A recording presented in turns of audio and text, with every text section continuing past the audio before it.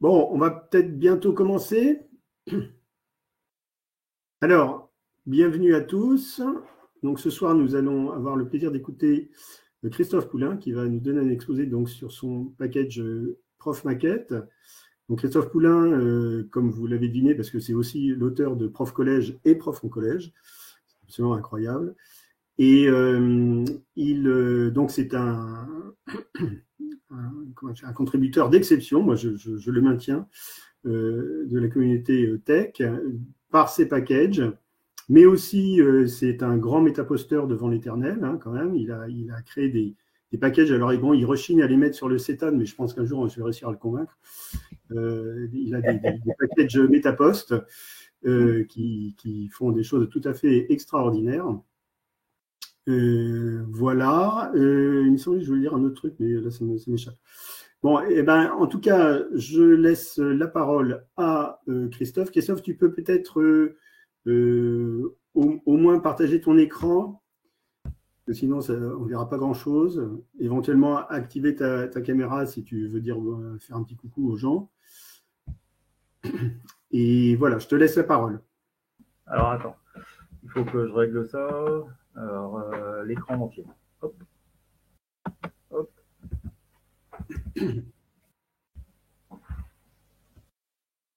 Ça va? Là, vous voyez tous Ok. Bon, je vais remercier Denis pour cette introduction qui me fait rougir. Heureusement que je n'ai pas allumé la webcam. Et puis, mais bon, comme je l'ai dit tout à l'heure, ceux qui ont été présents, je n'estime pas en tout cas être un grand contributeur.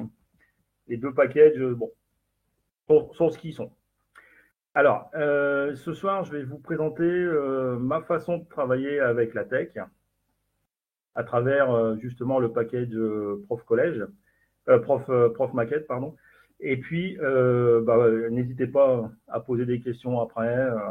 Et puis, j'essaierai d'y répondre du mieux possible. Alors, voilà. Donc, quels sont pour moi les besoins qui m'ont conduit à développer Prof Maquette? Alors, c'est un vieux serpent de mer. Ça date de 2006, ou d'une discussion avec Jean-Michel Sarlat sur l'utilisation de ce qu'on pourrait faire d'exercices. Donc, on a créé les bases Mélusine à l'époque, et puis de petit à petit, c'est comment se servir de tout ça pour faciliter le travail au quotidien. Donc, j'ai essayé de lister un petit peu tout ce que les enseignants de mathématiques peuvent faire ou ont besoin de savoir faire. Donc, taper du texte, évidemment, des mathématiques, encore heureusement. Bon, je vous rassure, hein, des choses, je suis enseignant au collège, mais on verra pas forcément que du collège, entre guillemets. Bien sûr, la dernière, je la fais pas hein, avec mes élèves de 4e. J'ai oublié de dire quelque chose. Il n'y a que 2 éléments dans le diaporama qui ne sont pas faits par la tech. Je pense que vous allez les trouver assez rapidement, mais tout le reste est fait exclusivement avec la tech. Hein. Ensuite, de la géométrie plane. On passe à la géométrie spatiale. On doit inclure des images. On doit pouvoir poser des opérations. On doit pouvoir élaborer des tableaux, d'autres tableaux, toujours des tableaux. Le président ne m'a pas soudoyé pour afficher le nombre d'adhérents de l'association. Hein. Encore des tableaux. Utiliser des scripts Scratch. Donc là, évidemment, moi, je vais m'arrêter là, mais d'autres pourraient éventuellement faire cette remarque. Alors, il existe d'autres packages, hein, il n'y a pas de problème avec ça. Il y a Xsheet, Xsim, bon, il y en a pas mal qui pourraient concurrencer et qui concurrencent très nettement Prof Maquette. Des scripts Python, des représentations graphiques, des questions flash, des QCM. Donc, je vous laisse relier au choix ce que vous voulez. Hein. Des diaporamas, tels que celui-ci, etc. Donc, quand on regarde ça, le prof de maths, il a quand même énormément d'éléments à pouvoir maîtriser, à savoir maîtriser. Et donc, comment être efficace? Alors, moi, je suis parti du principe que être efficace, pour moi, c'est être efficace avant, donc à savoir prévoir, préparer, être efficace pendant, donc par rapport à l'adaptation, et être efficace après, évidemment, pour remédier, pour améliorer, etc. Et donc, comme je le disais en introduction, pour moi, les atomes de mon travail, ce sont les exercices. Et donc, l'idée, c'était de dire comment je peux réussir à gérer, à factoriser tous les exercices que j'avais pour pouvoir être efficace dans les 3 directions que je me posais. Parce qu'à partir de ces exercices, je dois être capable de faire un devoir maison. Et je dois être capable de faire un DS. Et je dois être capable de faire une interrogation. Et je dois être capable de faire une fiche d'exercice classique. Et je dois être capable de faire une feuille de route.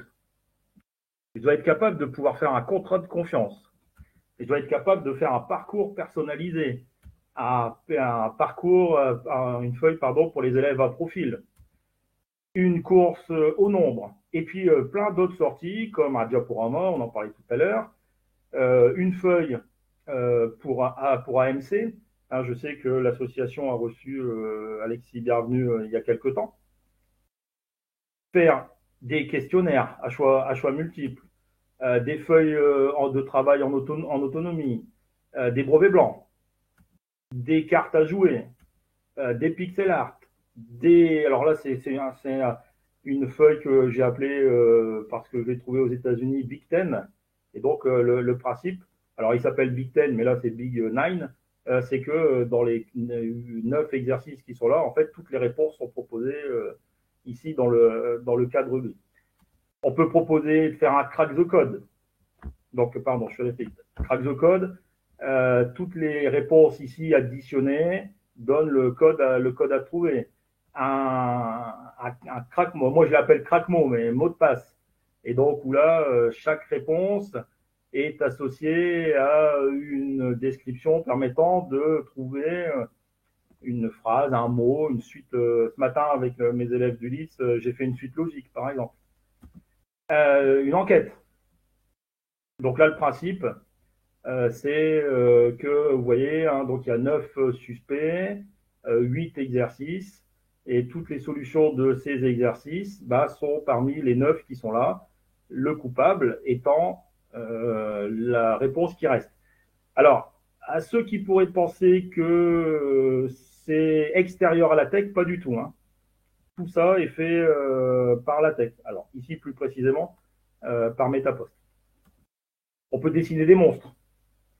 Donc là, pareil, tout ça, ce ne sont pas des captures d'écran. C'est Metapost qui travaille derrière pour pouvoir afficher les différents éléments. Donc, à partir de tout ça, il a fallu trouver un moyen simple, entre guillemets, de gérer et de taper ces exercices. Donc, au niveau des exercices, les taper, et donc je me suis posé tout de suite la question de savoir sous quel format. Alors quand j'appelle format, évidemment c'est du Pointec, il n'y a pas de souci, mais c'est surtout, j'aurais plutôt dû utiliser quelle structure. Alors moi je suis parti de l'idée d'avoir tout dans la même brique élémentaire. Je sais que certains fonctionnent avec un fichier d'exercice et un fichier de solution. À titre personnel, je trouve que c'est lourd. Dans le sens où il faut gérer les 2 fichiers. Si on change une valeur dans le premier, il faut penser à aller changer la valeur dans le deuxième, ou alors créer un autre élément, un autre fichier. Bon, on peut discuter de tout ça, mais moi je suis parti sur cette idée-là. Et que mettre dans les exercices? Ce que vous voulez. C'est vous qui décidez. Alors évidemment avec nécessité d'utiliser les packages nécessaires, mais cette structuration peut très bien être utilisée. J'ai vu que Wissam était là, donc je pense savoir qui c'est, un prof de physique. J'ai travaillé dernièrement avec une collègue de primaire sur du français. j'ai gardé exactement la même structure. Le contenu n'est pas forcément mathématique, hein, évidemment.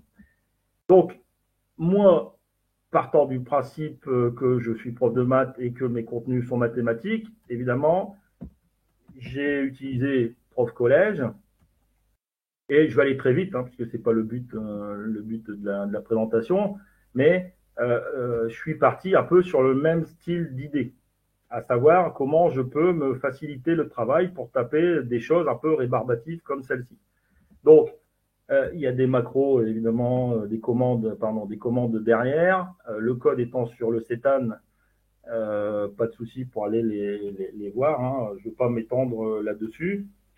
Et l'idée qui est sous-jacente aussi à Prof Maquette, hein, là, on va avoir un exemple parlant, c'est que je ne veux pas avoir besoin de retaper beaucoup de choses. Et donc là, évidemment, il faut que je réfléchisse au contenu de mon exercice à relier. Là, il n'y a pas de problème avec ça. Mais si je veux la solution, c'est pas à moi de faire le travail. Donc, si je veux ça, j'ai juste qu'à rajouter la clé solution. Et donc, l'idée, encore une fois, c'était de gérer ces exercices et de gérer aussi le contenu. Si je veux ça, je vais taper ça. Si je veux ça, je vais taper ça. Et l'idée, c'était de faciliter, comme Denis l'a dit tout à l'heure, l'idée, comme pour Prof Maquette, hein, c'était de faciliter au maximum l'utilisation par un débutant LaTeX. On peut avoir ce genre d'engrenage. Pour la petite info, je me suis documenté sur les engrenages. Metapost faisant très bien le travail derrière. Les graphiques comme ça, ben moi je les inclus de cette façon-là. Les scripts Scratch, pas de souci, on les a à disposition. L'impression, tout va bien, et la numérotation, tout va bien. Les tableurs, les exemples de tableurs, on a ce qu'il faut. Voilà. L'idée, hein, je vais assez vite sur Prof Collège, mais l'idée c'est la même que pour Prof Maquette, c'est factoriser au maximum le travail par des commandes qui sont simples à retenir et faciles d'utilisation. Bon, donc une fois qu'on a tapé ces exercices,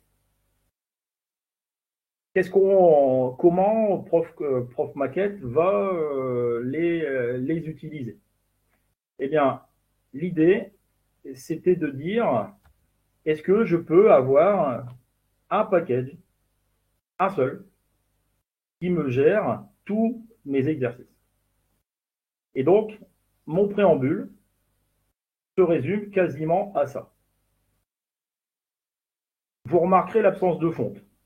Pourquoi? Parce que pour ce soir, je n'ai pas voulu en mettre. Alors déjà, dépendamment de la place, mais je reste persuadé, mais là c'est pareil, ça se discute, hein, que le choix de la fonte est quand même un élément assez personnel et qui doit être aussi réfléchi par rapport à la destination auquel est prévu le document. Je sais que il y a beaucoup de fontes qui existent, hein, il n'y a pas de souci avec ça, mais Prof Maquette n'importe aucune fonte. Petit aparté, c'est une discussion que j'ai eue dernièrement avec Daniel Flippo, et je suis en réflexion par rapport à ça. Et donc, l'idée, c'est bien d'avoir une maquette avec tous mes exercices à l'intérieur, et c'est cette maquette-là qui va gérer qui va faire la gestion des exercices. Et donc, si je veux un DM, ben je mettrai juste DM. Je ne change pas le contenu. Si je veux un DS, ben je pense que vous avez commencé à comprendre le principe, je mets DS. Si je veux une fiche, je me mets une fiche. IE, interro, un parcours, je vais mettre parcours. Une canne, je vais mettre une canne. Et après, c'est le package qui gère tout ça. Moi, l'idée, c'était vraiment de garder cette structure-là d'exercice avec un contenu qui ne change pas, mais que je puisse ensuite l'utiliser avec différents chemins de sortie. Le contrat de confiance, on veut un document pour les élèves à profil particulier, eh bien on rajoutera 10. Alors, j'en parlerai tout à l'heure. Si on veut des corrections, c'est prévu. Évidemment, l'environnement solution n'est pas là pour rien. Donc, il y a deux clés possibles pour les corriger. Donc, corriger après ou, évidemment, après chaque exercice, la solution apparaîtra. Ou alors, corriger fin, c'est-à-dire que toutes les corrections sont renvoyées à la fin du document que vous avez créé. Alors, quel est l'impact de ces différentes clés sur les exercices? Alors, dans un premier temps, on a une construction générale, on va dire. Donc, chaque clé est pleinement personnalisable. C'est-à-dire que vous avez accès à la gestion de l'encart ici en haut, la gestion de la couleur ici, de la couleur du cadre, et ainsi de suite. Hein. Le DS, vous aurez une présentation comme ça. Alors, ce sont des présentations convenues dans le sens où elles sont disponibles sur beaucoup de forums latex. Je ne suis même pas sûr que celle-là soit pas dans la doc de T-Colorbox. Pour l'IE, pour la fiche, j'ai choisi celle-là. Pour l'interrogation écrite, il y a juste que l'encart qui change par rapport au DS. Le parcours, on peut penser que c'est la même chose que la fiche, mais l'intérêt de la clé parcours n'est pas là. Hein. La feuille de route, pareil. Contrat, pareil. La fiche, vous avez ça. Et quand vous passez la clé 10, en fait, LaTeX, enfin le package Prof Maquette, lui gère en fait le choix de la fonte sans sérif, c'est votre choix, mais après, Prof Maquette gère l'intermo, donc on rajoute par défaut, je l'ai rajouté un point, mais ça, il n'y a pas de, c'est accessible aussi. L'interligne a changé, le texte n'est plus justifié, donc je suis resté sur des catégories, sur des caractérisations, pardon, qui sont reconnues au niveau des élèves dyslexiques, parce que le choix de la fonte n'est pas encore parfaitement défini, dans le sens où on ne sait pas réellement quelle fonte est meilleure qu'une autre. Tout ce qu'on sait, en tout cas moi dans mes lectures, c'est qu'il faut grandement privilégier le sans sérif pour les élèves dyslexiques et la taille. Alors la taille 14 points, 16 points, ça, pareil, il n'y a pas de choix définitif, mais surtout jouer donc sur le sans sérif et sur l'intermo, la non-justification à droite et l'interligne. Prof Maquette gère aussi une distinction qui est assez importante quand même pour nous, surtout élèves au collège, éventuellement au lycée, c'est cette distinction entre le X mathématique et la multiplication. Il y a certaines fontes sans sérif où c'est quand même relativement proche. Et donc, une fois qu'on a géré, je vais dire, la présentation générale, eh bien, il va falloir s'attaquer aux finitions. Alors, pour moi, les finitions, c'est vraiment comment maintenant, j'ai géré la présentation générale, comment maintenant je vais pouvoir gérer vraiment finement mes exercices. Donc, premier élément de factorisation fine. Donc, pas de souci, j'ai mon environnement à exercice. Il va me produire ça. Donc là, je suis dans un cadre fiche, feuille de route, parcours. Et par exemple, quand je vais rajouter ça, eh bien, la PMEP va voir apparaître sa source, le fait que ce soit eux la source, ici en bas du cadre, à droite. Si je veux que ce soit un exercice qui soit traité à l'oral et sans calculatrice, bah avec ces deux clés-là, je vais avoir mes petits logos qui vont apparaître. Ils sont changeables, hein, évidemment. Si je veux faire apparaître un élément de compétence, Bon, bah, compétences, et puis la TEC va m'afficher, par intermédiaire de prof maquette, va m'afficher ça. Si je veux mettre un titre, Monsieur le Président, excusez-moi, j'aurais pu mettre Vive Gutenberg. Bon. Et donc, il m'affichera Vive les maths. Évidemment, toutes ces clés étant, entre guillemets, superposables, en tout cas, pour avoir tout ce qu'il faut. Donc, premier type de factorisation, je vais dire classique, ça reste encore de l'habillage. Mais parfois, ça peut avoir son importance auprès d'élèves. Je sais que, par exemple, en troisième, dès que je mets ici source brevet, telle année, bah, ils sont un peu plus attentifs à tel ou tel exercice qu'ils verraient ou ils voient apparaître ça. Ça peut jouer. Un deuxième type de factorisation, c'est en direction des élèves ou pas, hein, mais plus, moi j'utilise plus pour les élèves à profil particulier, c'est de leur fournir déjà des éléments de rédaction. Donc par exemple, avec le code que vous avez là, vous aurez remarqué qu'à chaque fois, le contenu n'est jamais indiqué. Hein. Le contenu, c'est pour vous.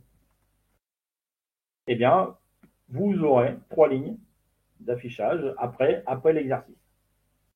Vous voulez autre chose? Vous voulez un encart de 2 cm de hauteur? Bon, bah, vous avez votre encart avec 2 cm de hauteur. Le texte ici est modifiable, hein, pas de problème non plus de ce côté-là. On veut du papier 5,5. Ça peut être intéressant pour tracer une figure, des différents éléments, ou parce que l'élève sait mieux travailler sur du papier 5,5. Bon, ben voilà, vous avez votre papier 5,5 sur 4 carreaux de hauteur. On peut penser à des enfants qui auraient un besoin d'utiliser du papier CIS. Bon, ben, si vous voulez 3 lignes de papier CIS, ben, vous en demandez 3. Vous voulez une présentation entre guillemets à l'américaine? Vous allez comprendre vite pourquoi. Voilà, parce que c'est une présentation qu'on retrouve souvent dans les examens américains. Donc là, la petite subtilité, c'est qu'ici, le CIS est passé à -3 justement pour forcer cet habillage-là. Et quand je mets un score, ben, le score s'affiche automatiquement ici. On peut, comme là dernièrement, on nous a inclus des élèves du LIST dans nos classes de troisième, élèves qui préparent le CFG. Donc, bon, bah, j'ai rajouté une sortie, entre guillemets, à prof maquette, où avec la clé CFG, eh bien, vous avez une présentation type CFG, où l'élève doit écrire la réponse et doit poser ses calculs ici. Juste avec cette clé. Il n'y a rien d'autre à ajouter. Quel autre type de factorisation prof maquette peut proposer? Bah, par exemple, ici, vous avez un exemple d'exercice utilisé dans une fiche. Et vous remarquez 2 commandes ici, BRM1, BRM2, qui ne sont pas affichées dans la clé, avec la clé fiche. Je vais mettre la clé DM.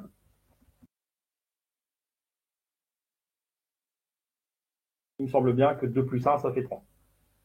Et si vous voulez être encore plus précis, par exemple, moi, ce que je suis dans mes DM, je présente comme ça, bah, vous rajoutez la clé barème détaillé. Tiens, j'oublie de la mettre en couleur. Et le barème détaillé apparaîtra ici, hein, sur le côté, dans la marge de l'exercice. Autre type de présentation. Il existe, je n'ai pas tout présenté, je sais que le temps est contraint. On peut adjoindre avec chacun des exercices un environnement à indication. Pourquoi? Parce que on peut l'utiliser pour la différenciation, pour le travail avec les groupes de niveau, les groupes de besoins en 6e et en 5e, par exemple. Et l'idée qu'il y a derrière, c'est comme d'habitude, c'est de dire, bah voilà, moi ce qui m'intéresse c'est cet exercice, mais tiens, la prochaine fois je vais avoir le groupe à besoin renforcé, je vais leur rappeler l'indication. Et bien donc, je vais rajouter la clé avec indication et la prof maquette affichera ici l'indication qui fait partie ici de l'environnement indication. Encore une fois, vous voyez, l'idée, c'est vraiment d'avoir des briques élémentaires que je puisse aller après chercher une par une et avec juste des clés, changer, me concentrer encore une fois sur ce que j'ai de mieux à proposer pour les enfants, finalement. Qu'est-ce qui leur convient le mieux pour pouvoir progresser, pour pouvoir travailler dans des conditions le plus correctes possible, à mon sens. Et donc, ceux qui utiliseront ou pas, d'ailleurs, Prof Maquette, auront peut-être d'autres choix. Il n'y a pas de problème avec ça. Mais moi, l'idée, c'était vraiment de tout avoir, exercice par exercice, et que je puisse, suivant les différentes maquettes et les choix d'exercices, proposer des sorties différentes. Donc là, autre chose, là, à l'intérieur de l'exercice, il y a deux environnements, aide A et aide B. On pourrait en discuter, je pourrais le reprogrammer aussi, parce que c'est peut-être pas cohérent avec l'environnement indication avant. Moi, j'ai trouvé que l'aide, l'idée, c'est que l'aide est différente de l'indication. C'est-à-dire que l'aide, elle est propre, elle doit, pour moi, être propre à l'exercice qui va être traité, alors que l'indication peut être plus succincte. Par exemple, là, en termes d'indication, je pourrais dire attention à bien utiliser les formules. Bon, pour moi, ce n'est pas une aide. Donc, j'ai aussi souhaité cette différenciation-là. Et donc, si je ne fais rien, à part utiliser cet exercice, ce code, les aides, ne sont pas apparentes.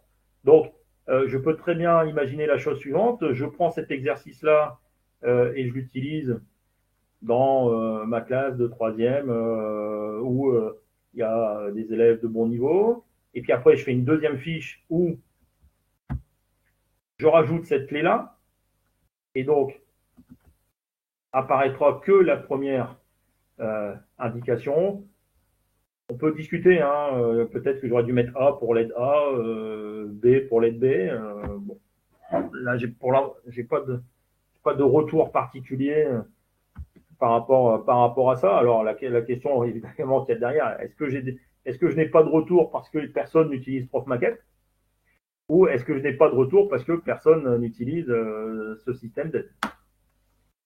Et si vous mettez aide 2, là vous aurez les deux aides qui seront affichées éventuellement pour le groupe d'élèves le plus en difficulté qui aurait besoin d'aide supplémentaire. Aide évidemment comme elle est présente dans l'exercice que vous pouvez amender. On pourrait très bien rajouter un système de cases à remplir ici pour que l'élève puisse s'entraîner, ou l'aide, ça peut être un exemple. Ça sera votre choix, vos choix pédagogiques. Alors, une fois qu'on a fait ça, vous vous rappelez tout à l'heure, je vous ai parlé d'une feuille de route. Alors, une feuille de route, pour moi, encore pareil, j'ai pas trouvé vraiment de définition, de vocabulaire qui serait associé vraiment à la feuille de route que moi j'utilise.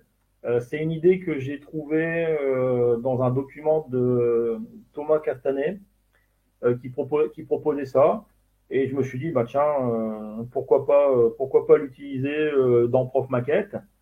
Donc ça a été un peu sioux à créer parce qu'il faut que ce soit fait automatiquement. Ce schéma-là est fait automatiquement. Il n'y a pas de code particulier complexe à faire nous-mêmes. C'est Prof Maquette qui gère tout ça, cet affichage. L'idée de la feuille de route, c'est la suivante. C'est les exercices en vert, là, sont les exercices alors c'est comme ça que moi je vois la chose, que le prof s'engage, entre guillemets, auprès de ses élèves à corriger. Donc ça peut être des exercices à faire en classe, ça peut être des exercices à faire à la maison, mais en tout cas, tous ceux qui sont ici dans la ligne du bas seront corrigés. Quid des exercices en blanc? Eh ben, les exercices en blanc, ce sont des exercices pour moi destinés au travail personnel de l'élève. Donc, c'est-à-dire que un élève peut très bien me dire, ben voilà, monsieur, hier j'ai fait l'exercice 3, est-ce que vous pouvez me le corriger? Bien sûr. Et ces deux checks là, ces deux points de passage, c'est surtout pour un travail en classe, en autonomie, où les élèves savent que quand ils font les exercices ici de la première partie, tant qu'ils n'ont pas de difficultés, ils avancent, et quand ils arrivent là, par contre, ils doivent m'appeler pour que je puisse intervenir et corriger ce qu'ils ont fait. Évidemment, les autres élèves qui auraient des difficultés à l'exercice 1 m'accaparent, entre guillemets, pendant que le temps, les autres avancent. Donc ça, c'est le premier élément de la feuille. Le deuxième élément de la feuille, et ça, c'est pour aider les élèves, tous les exercices qui sont faits à faire sont noircis. Tous les exercices qui sont pour le travail personnel sont grisés. Ça permet à l'élève de se retrouver très vite parce que moi, je propose souvent des feuilles A4 en double colonne, donc fermées. Et quand vous êtes à l'intérieur, vous ne voyez pas forcément le schéma, mais au moins, les exercices sont bien noircis. Alors, comment Prof Maquette propose de faire cette feuille de route? Première chose, on définit la maquette. Donc là, c'est la maquette FDR, feuille de route. Ensuite, on met tous les exercices dans cette maquette. 1, 2, 3, 4, 5 et 6. Et ensuite, et c'est là, encore une fois, où l'objectif, c'était vraiment de rendre quelque part la place du pédagogique devant la place du technique, à savoir frapper des exercices au kilomètre. On l'a tous fait, hein. Moi, quand j'ai commencé à être enseignant à utiliser la tech, tous les soirs, je tapais des kilomètres et des kilomètres de code pour des exercices. Mais c'est pas le boulot d'un prof. Et donc là, le boulot du prof, c'est de dire quel exercice pour demain, pour après-demain, pour la semaine prochaine, je vais utiliser pour faire mon système de feuille de route. Et donc, Prof Maquette permet, enfin, moi j'estime, de faire ça relativement facilement. J'enlèverai même le relativement, parce que finalement, vous n'avez que ces clés-là à rajouter. La clé route indique que l'élément fait partie de la route. Pas de clé, l'élément fera partie du travail de l'élève personnel. Le stop fait apparaître le check. Et donc là, si je lis ma feuille, si je lis mon code, moi j'ai l'habitude de lire lire la feuille sous cette forme-là, hein. Le premier est sur ma route, le deuxième sur ma route, le troisième pas sur ma route, le quatrième est sur la route, mais je vérifierai le travail des élèves. Le cinquième est sur la route, pas le sixième. Vous avez remarqué qu'ici, il n'y a pas de stop. Et pourtant, il y a un check là. Donc, ma prof maquette le fait automatiquement.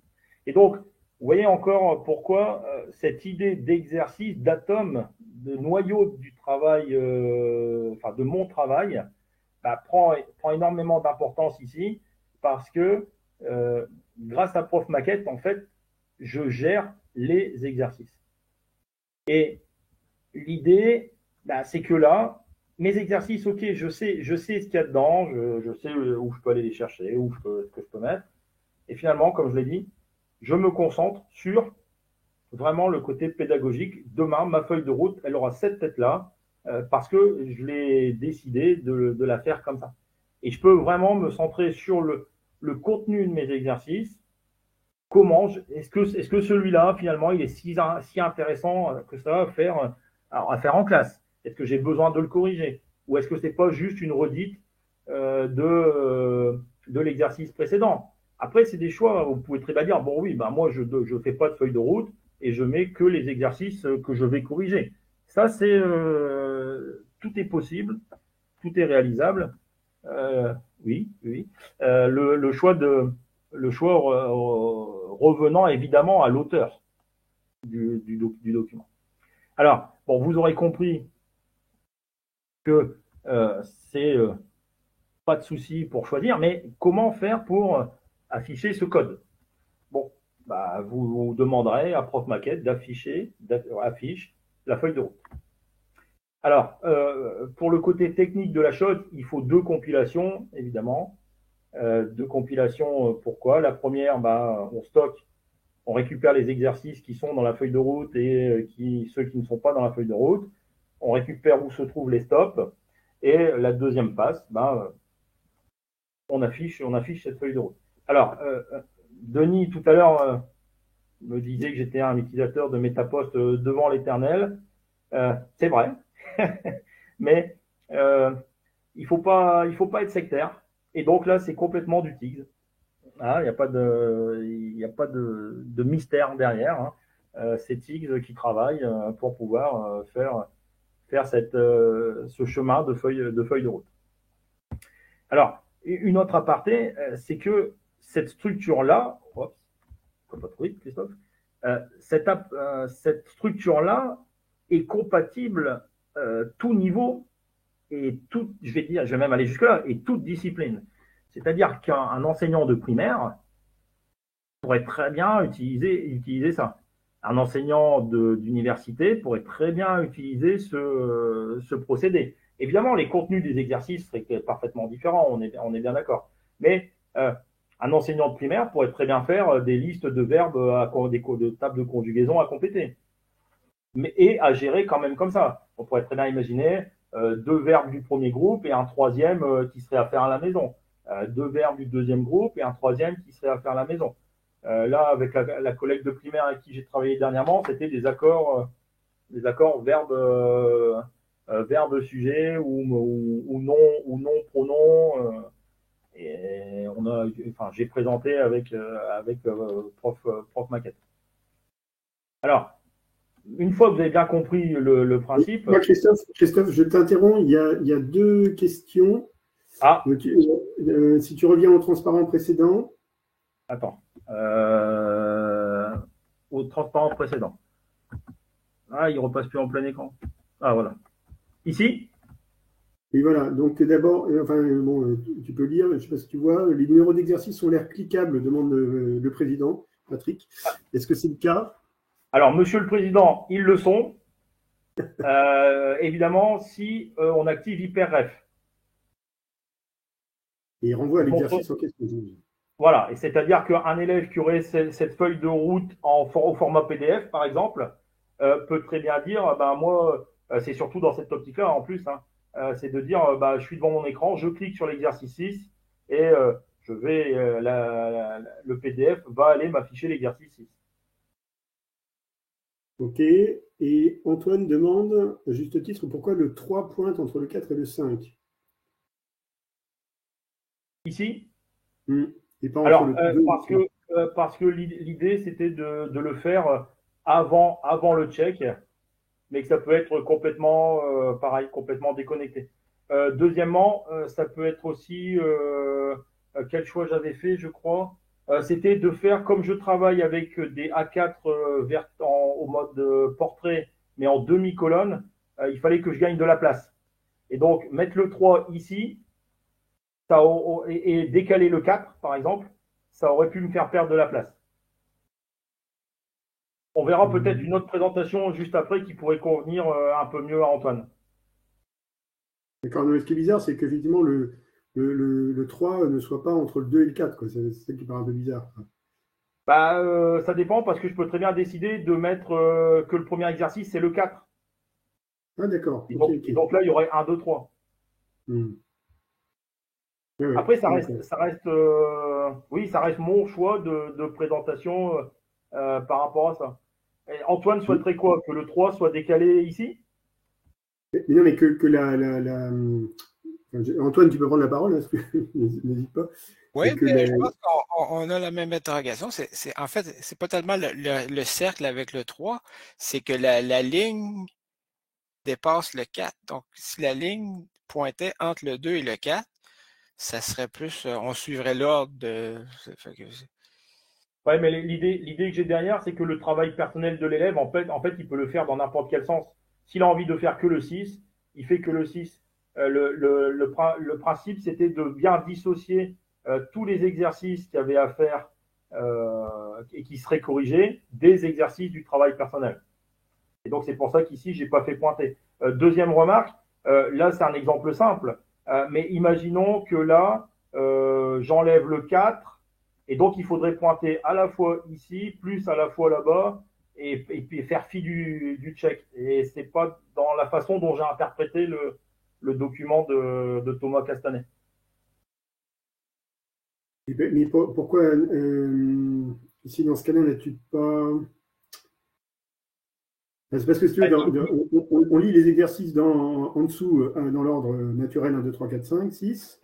Et en haut, on voit un ordre différent sur le Non, graphique. c'est parce que l'ordre est celui-ci.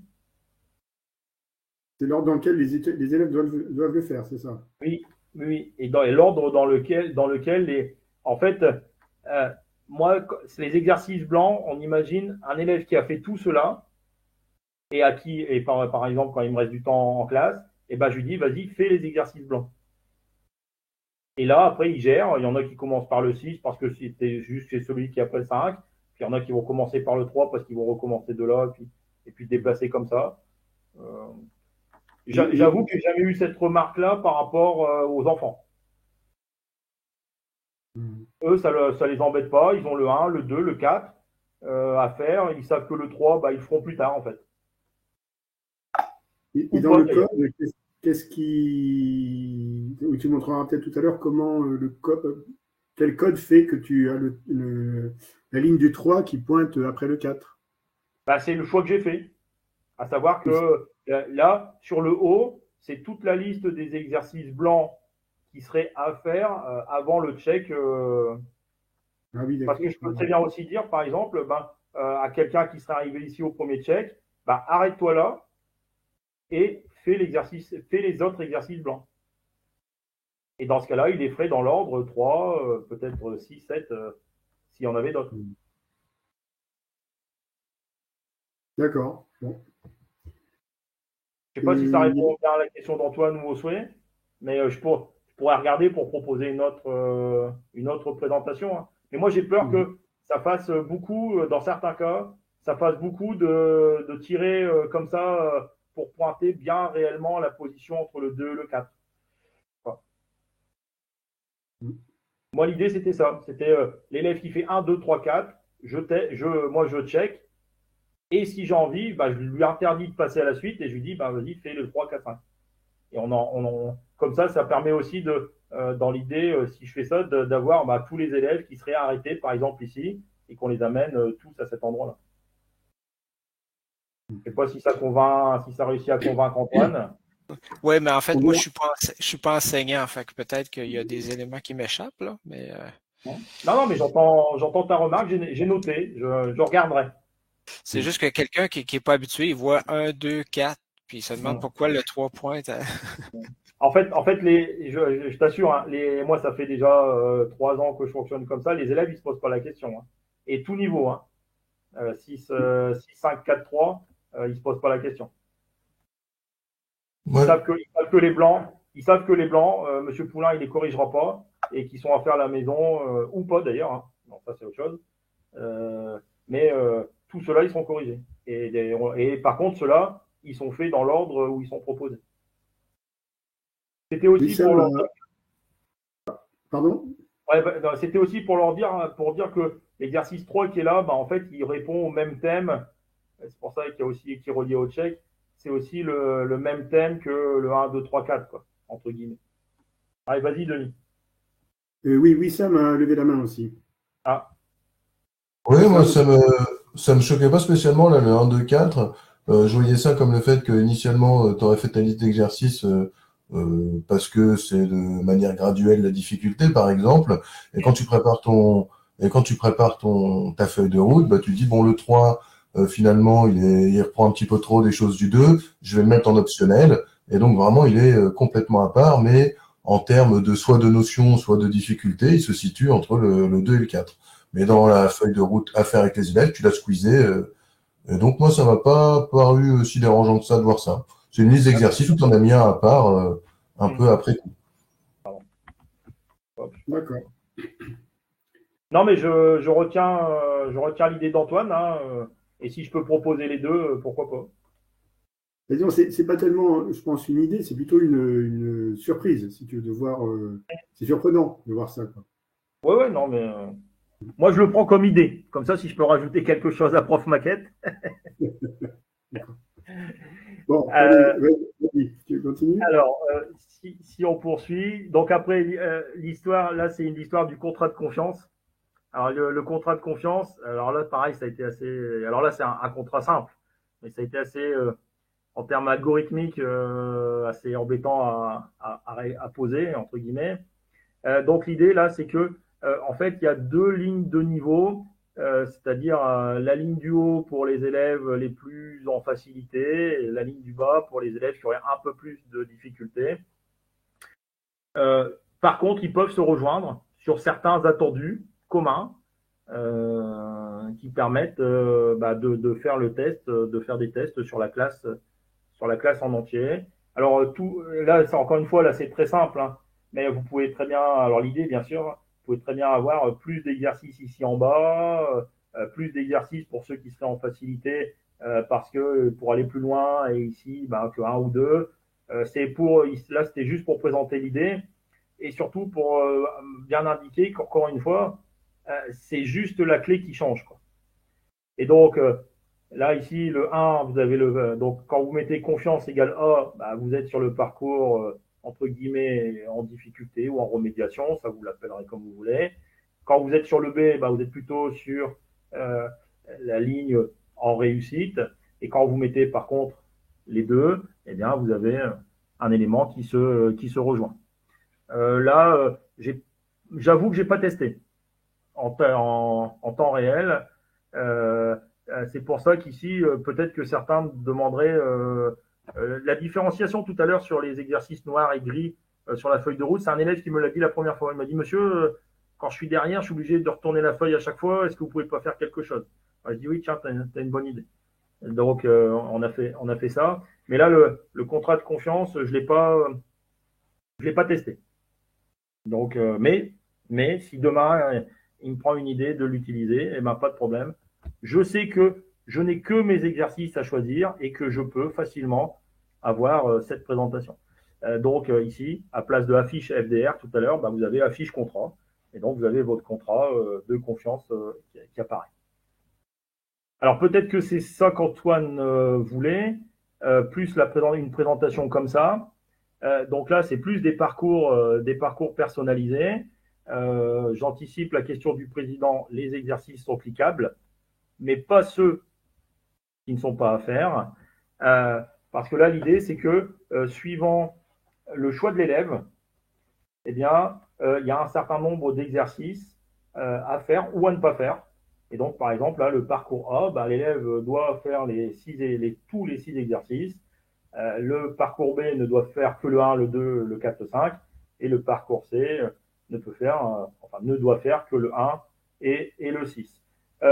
Pourquoi avoir choisi de tous les laisser C'est pas un choix, c'était une idée au départ, mais il y a une option pour faire des parcours courts. C'est-à-dire que quand vous activez cette option, en fait, tous les exercices qui ne sont pas à faire dans le parcours disparaissent.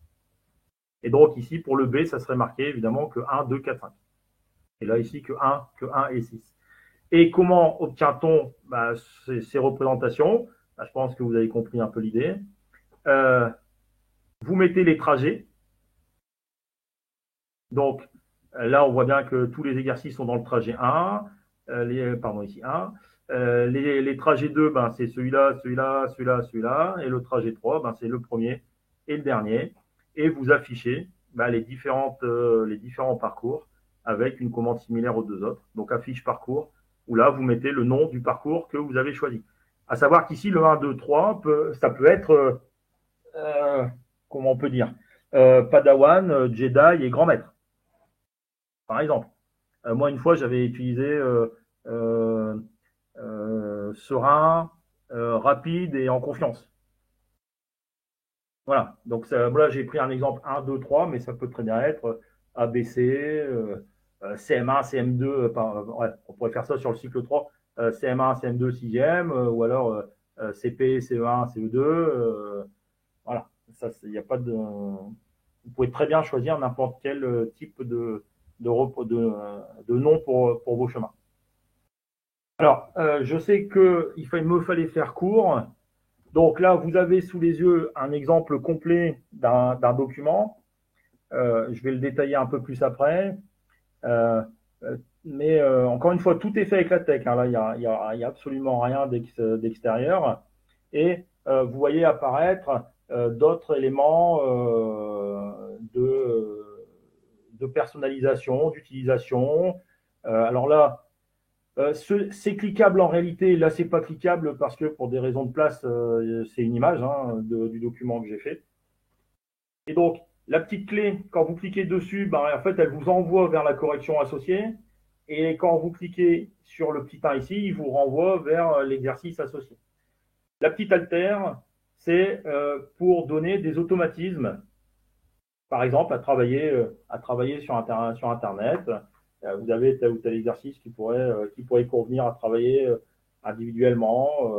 Eh bien, grâce à cette petite altère, l'élève clique dessus et puis ça arrive ici. Alors, ça peut être un exercice hors dur que vous allez taper vous-même dans le corps du document ou un QR code comme ici.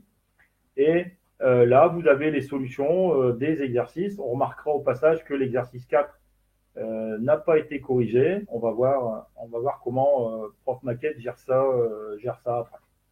Donc voilà un exemple type de document. Alors j'ai pris là il y a du CP, bon là il y a du quatrième, là il y a du lycée un peu. Bon voilà pour montrer aussi qu'il n'y a pas le contenu peut être ce que vous voulez. Et donc comment est codée cette page avec Prof Maquette? Eh bien, vous avez votre environnement maquette. Et donc ici, vous voulez une fiche. Vous voulez que les corrigés soient repoussés à la fin. Vous voulez un lien vers la solution. C'est ça qui fait apparaître la petite clé. Vous voulez une fiche avec des entraînements. C'est ça qui fera apparaître les petites altères si nécessaire. Vous voulez des entraînements que les entraînements soient présentés en colonne avec 4 colonnes. 1, 2, 3, 4. Entraînement sans saut, c'est-à-dire que par défaut, il y a un saut de page ici. Là, j'en ai pas mis. Et donc, ensuite, les thèmes, c'est la fiche numéro 3, qui n'apparaît pas ici. Le niveau, c'est la PMP. La classe, elle n'apparaît pas. La date, c'est le 21 octobre. Le code, un petit code qui apparaît ici, mais c'est un code purement personnel, et le thème mathématique. Et ensuite, qu'est-ce qui se passe à l'intérieur de cet environnement-là? Eh bien, nous avons ce code-là, où vous remarquerez alors que sur l'exercice 2, exercice, entraînement, solution, pas de souci. L'exercice 3, exercice, solution, entraînement. Donc, vous voyez qu'ils sont ici, solution, entraînement interchangeables. Et l'exercice 4, exercice, solution, entraînement. Et vous vous rappelez tout à l'heure, je vous ai dit, tiens, l'exercice 4 n'est pas corrigé. Pourtant, l'environnement solution est bien présent. Oui, mais on a une clé ici qui indique que l'exercice ne sera pas corrigé. Et donc, encore une fois, l'intérêt, vous vous rappelez l'intérêt tout à l'heure, la discussion qu'on pourrait avoir sur le fait de gérer l'exercice et la solution dans 2 fichiers séparés. Moi, je trouve qu'il est plus simple de gérer avec une clé comme ça associée à l'exercice. Et puis, vous aurez remarqué une autre clé de disponible, c'est la clé à entretenir, qui fait apparaître, elle, l'altère. Et même remarque, vous voyez que dans cet exercice, on a bien l'environnement associé entraînement, mais comme je n'ai pas la clé à entretenir, cet exercice 2, l'altère n'est pas présente. De la même façon, à l'exercice 4, je n'ai pas voulu la solution, la clé n'est pas présente. Et donc, je crois, oui, j'en ai fini. Je crois que je suis à peu près dans les temps, Denis. Denis? Oui, tout à fait. Voilà. Tu es dans les temps. Et donc, voilà ce que Prof Maquette permet. Alors, il y a d'autres choses que j'ai pas montré dans le temps imparti. Il faudrait, comme je parle beaucoup, et en plus, il faudrait un peu plus de temps.